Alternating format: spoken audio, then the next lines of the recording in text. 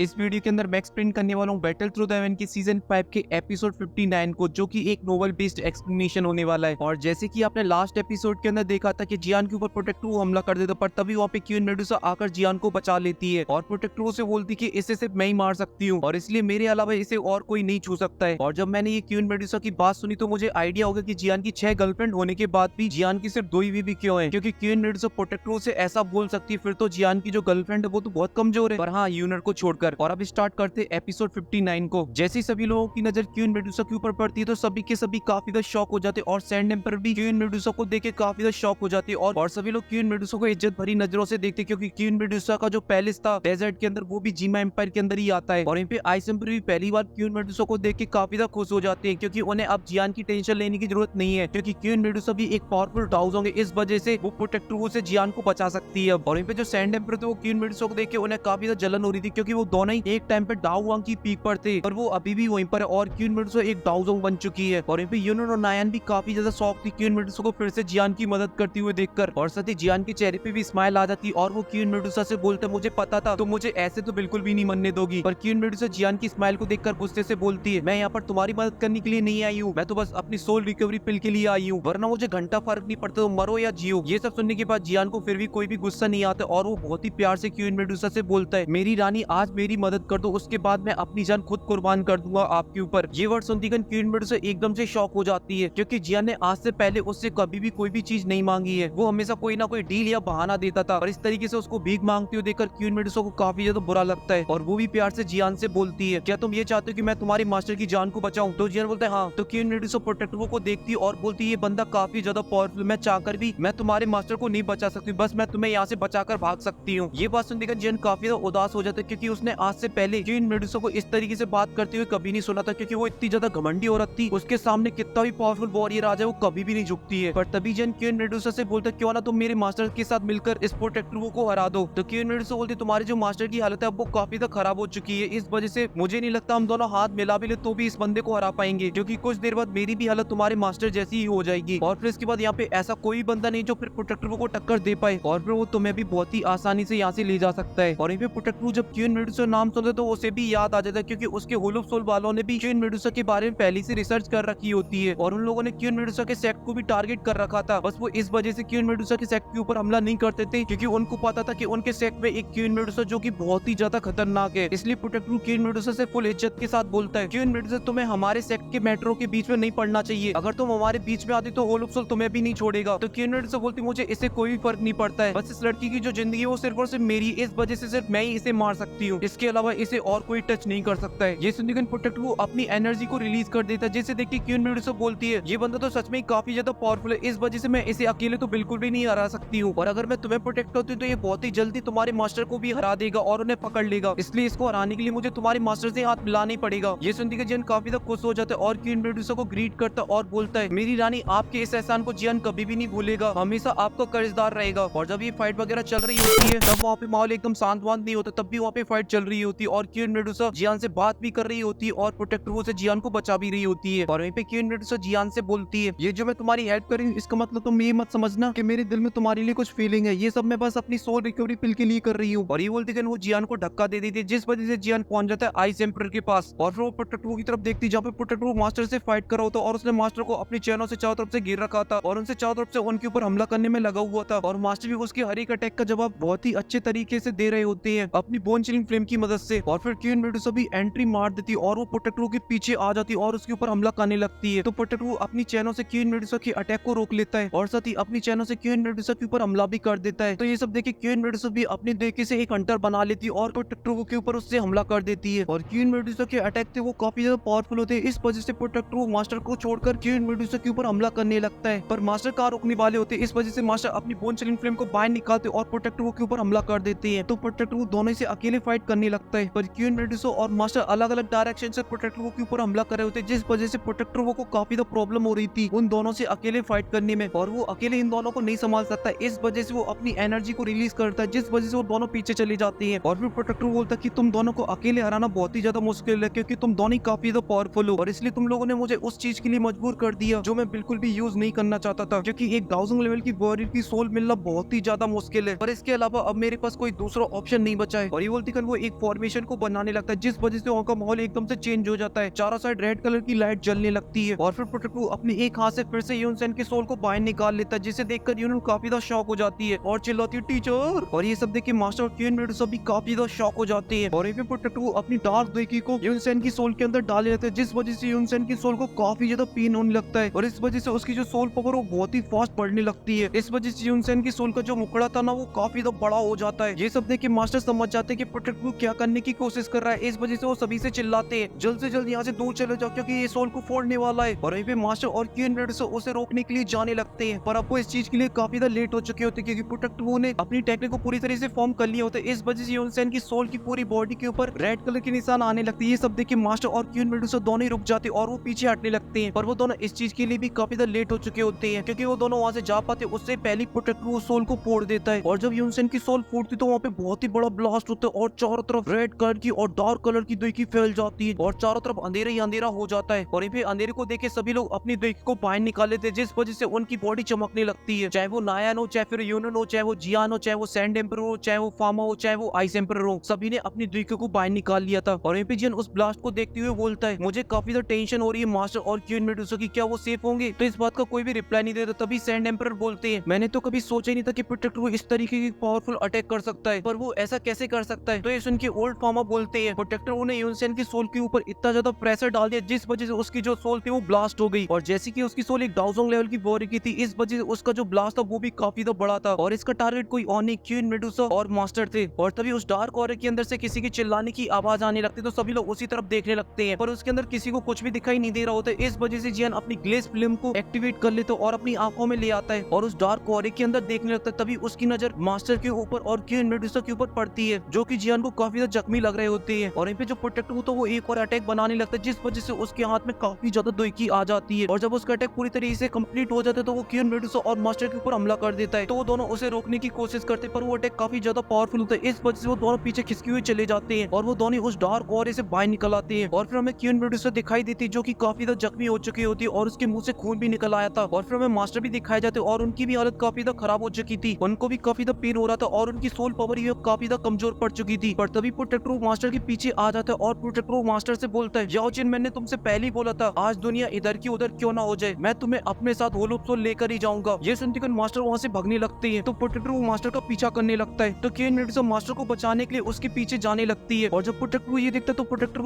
अपनी चैनों से queen Medusa के ऊपर हमला कर देता है और क्वीन मेडुसा को अपनी चैनों से वहीं पे रोक देता है और मास्टर का पीछा करने लगता है। पर मास्टर की हालत बिल्कुल खराब हो चुकी थी, अब वो और फाइट नहीं कर सकते हैं। इस वजह से वो जियान को बुलाते हैं। जैसे जियान उनकी आंखों में देखता है तो मास्टर उसकी स्पिरिचुअल वर्ल्ड के अंदर चले जाते हैं और अपनी बोन चिलिंग फ्लेम का कोर को बाहर निकालते और जियान की बॉडी के अंदर डाल देते और बोलते ये मेरी तरफ से लास्ट गिफ्ट तुम्हारे लिए। और मेरे ठरकी चेले, तुम्हारा और ये जो मेरा सफर था वो आज यहीं पे खत्म होता है। अब तुम्हें खुद अपने पैरों पे खड़ा होना होगा क्योंकि अब तुम वो छोटे बच्चे नहीं बच्चे जो अपने मास्टर की उंगली पकड़ के खड़ा हो सकता था। अब तुम्हें खुद ही स्ट्रॉन्ग बनना होगा और तुम्हें वो सारी उम्मीदें पूरी करनी होगी जो मैंने तुमसे लगाई हैं। और ये बात मैं जानता हूँ कि तुम मेरी सारी उम्मीदों को जरूर पूरा करोगे। बस मैं आशा करता हूँ मैं उस दिन को देखने के लिए बस जिंदा रहूं। और ये सब बातें जब जियान सुनता है तो जियान काफी ज्यादा उदास हो जाता है और भी प्रोटेक्टर वो मास्टर के साथ फाइट भी कर रहा होता है और उस फाइट में मास्टर बहुत बुरी तरीके से हार रहे होते हैं क्योंकि प्रोटेक्टर वो कंटिन्यू मास्टर के ऊपर हमला कर रहा होता है और साथ ही मास्टर जियान की स्पिरिचुअल वर्ल्ड के अंदर उससे बात भी कर रहे होती है। और जियान उदास होता है तो मास्टर बोलते हैं जियान तुम्हें उदास होने की जरूरत नहीं है क्योंकि तुम्हारा मास्टर इतनी आसानी से हार बिल्कुल भी नहीं मानने वाला है। और जो मैंने तुम्हें बोन चिलिंग फ्लेम का कोड दिया है वो तुम अभी तो यूज नहीं कर सकती क्योंकि जो तुम्हारा फ्लेम मंत्र वो भी इतना ज्यादा पावरफुल नहीं है जो बोन चिलिंग फ्लेम को कंट्रोल कर पाए। इसलिए तुम जब स्ट्रॉन्ग बन जाओ और तुम्हारा फ्लेम मंत्र स्ट्रॉन्ग बन जाए तभी तुम इस बोन चिलिंग फ्लेम का यूज करना। और साथ ही जो मेरी ब्लैक रिंग है जिसके अंदर मैं रहा करता था अब से वो भी तुम्हारी है और उसके अंदर तुम्हारे भाई की जिंदगी बचाने वाला जो फॉर्मूला है लाइफ टोवरिंग पिल से वो भी तुम्हें वहीं पे मिल जाएगा जिसकी मदद से तुम अपने भाई की जान बचा सकते हो। और साथ ही मैंने इसके अंदर काफी और भी चीजें रख रखी हैं जो तुम्हारे फ्यूचर में काफी ज्यादा काम आएंगी। और साथ ही अगर तुम फ्यूचर में मेरे दोस्त फेंग जूजी से मिलते हो तो तुम उसे ये रिंग दिखा देना जिससे वो तुम्हारी हर बात को मान जाएगा और फिर वो तुम्हारी हर तरीके से तुम्हारी मदद करेगा। पर ये सभी बातें सुन के जियान को बिल्कुल भी अच्छा नहीं लगता, वो काफी ज्यादा उदास हो जाता है। तो मास्टर बोलते हैं तुम मेरी बिल्कुल भी टेंशन मत लो, ये होलोप सोल वाले मुझे इतनी आसानी से रिफाइन नहीं कर पाएंगे। और तुम भी एक बात का ध्यान रखना, जब तक तुम स्ट्रॉन्ग ना बन जाओ तब तक तुम होलोप सोल से भिड़ने की कभी भी मत सोचना क्योंकि ये लोग बहुत ही ज्यादा खतरनाक हैं। और साथ ही अगर तुम्हें मुझे और अपने फादर को बचाना है तो तुम कोई भी ऐसा पंगा दंगा मत करना जिससे तुम्हें बाद में जाकर प्रॉब्लम हो। और साथ ही मेरे ठरकी चेले, मैं बहुत ही ज्यादा प्राउड फील करता हूँ कि तुम मेरे स्टूडेंट थे क्योंकि मुझे तुम जैसा कोई भी चेला नहीं मिल सकता जो इतना ज्यादा प्योर और इतना ज्यादा अच्छा हो। और मैं तुम्हारे तुम्हारा आने का हमेशा इंतजार करूंगा। और इतना बोलती गन जियान के सामने से मास्टर गायब हो जाती है और वहीं पे जो प्रोटेक्टर होता है वो अपनी ब्लैक चैन मास्टर की छाती में घुसेड़ देती, जो कि मास्टर की सोल के आर पार हो जाती है। ये सब देख के जियान काफी जोर से चिल्लाता है, पर मास्टर अब कुछ नहीं कर सकते। इस वजह से वो जियान से बोलते, जियान मैं तुम्हें हमेशा याद करूंगा। और जो अपना प्यारा सफर था अब वो यहीं पे खत्म होता है और यहीं पे प्रोटेक्टर मास्टर को एक जेट की बॉक्स के अंदर कैद कर लेता है, जो कि एक डार्क द्विकी से कवर था। और ये सब देख के जो जियान था वो पूरी तरीके से टूट जाता है और वो अपने होशो आवाज खो देता है। वो बस एक मूर्ति की तरह वहाँ पे खड़ा रह जाता है। तो आइसेंबर उसे संभालते, पर तभी वहाँ पे प्रोटेक्टर जियान को देखते हुए बोलता है, लड़की तुम बिल्कुल भी टेंशन मत लो, मैं तुम्हें भी ले जा रहा हूँ तुम्हारे मास्टर के साथ कंपनी देने के लिए। और वो अपने डार्क द्विकी को रिलीज करता और जियान की तरफ आगे बढ़ने लगता है अपनी चैनों को लेकर। और जब ये आइस एम्पर और सैंड एम्पर देखते हैं तो जियान की मदद करने के लिए आगे बढ़ने लगते हैं और वो दोनों मिलकर एक शील्ड बनाते, पर प्रोटेक्टर उसे बहुत ही आसानी से तोड़ देता है और जियान की तरफ आगे बढ़ने लगता है और एक अपना पावरफुल अटैक बनाता है और जियान के ऊपर कर देता है। और ये अटैक जियान को लगे उससे पहले जियान ऑलरेडी आधा मर चुका है, क्योंकि वो जिससे प्यार करता था अब वो सभी उसे छोड़ के जा चुके हैं। और फिलहाल के लिए मुझे भी आप लोगों को छोड़ के जाना पड़ेगा, क्योंकि मुझे नेक्स्ट वीडियो की तैयारी करनी है, जो कि क्यूट लव पेलैंड पे आएगी, जो इस एपिसोड का नेक्स्ट पार्ट होगा, जिसके अंदर जियान वर्सेस नायन की फाइट होने वाली है। और हाँ, अगर आप लोगों को क्वीन मेडुसा और पॉइजन गर्ल की फाइट को देखना है तो आप लोग इस वीडियो पे करा दीजिए 1 की कमेंट और 10 के लाइक। और फिलहाल के लिए इस वीडियो के लिए सिर्फ इतना ही। अगर आप लोगों ने अभी तक मेरे चैनल को सब्सक्राइब नहीं किया तो कर लीजिए, और अगर आप लोगों को ओरिजिनल कंटेंट देखना तो टेलीग्राम चैनल ज्वाइन कर लीजिए। और मैं मिलूंगा आपसे नेक्स्ट वीडियो में, तब तक के लिए बाय।